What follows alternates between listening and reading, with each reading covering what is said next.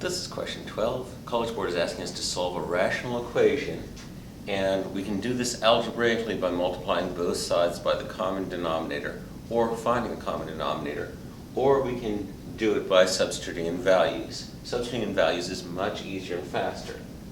If you substitute in 3, which is choices B and D, we're dividing by 0, and that's not defined, so choices B and D are ruled out. We're down to A or C. We know one works. We don't even have to substitute that in. The question is this true for x equals 2? If I substitute in x equals 2, that gives me 2 minus 2 over 2 minus 3 equals 1 over 2 plus 1 over 2 minus 3. And the left-hand side is 0 over negative 1, 1/2, 1 over negative 1.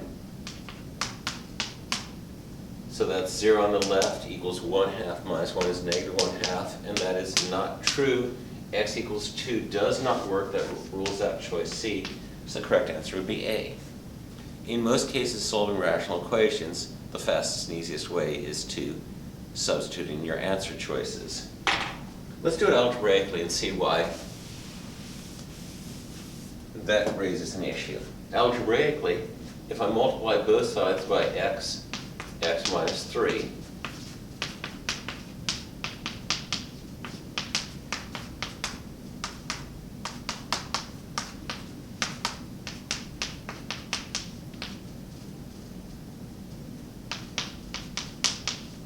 so multiply the left by x times x minus 3, multiply the right by x times x minus 3. X minus 3 over x minus 3 is 1. X over x is 1. X minus 3 over x minus 3 is 1. I'm left with x minus 2 equals x minus 3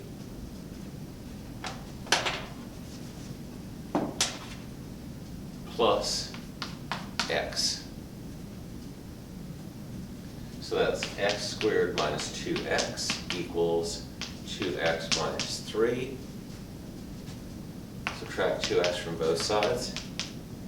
X squared minus 4x equals negative 3. Add 3 to both sides. X squared minus 4x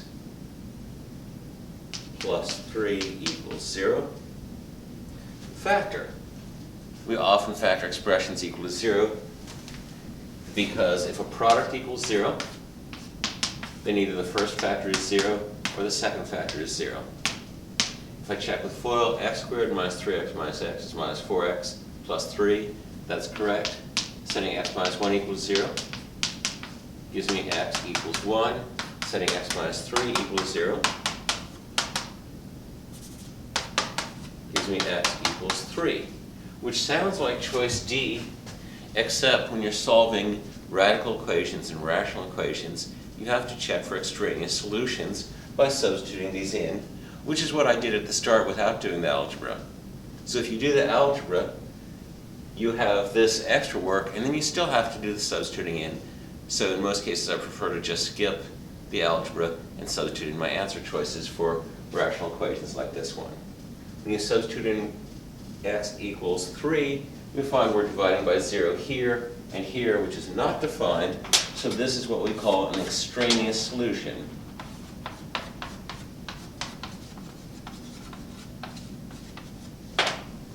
And since we have to check for extraneous solutions with rational equations, the algebra doesn't actually help you on multiple choice.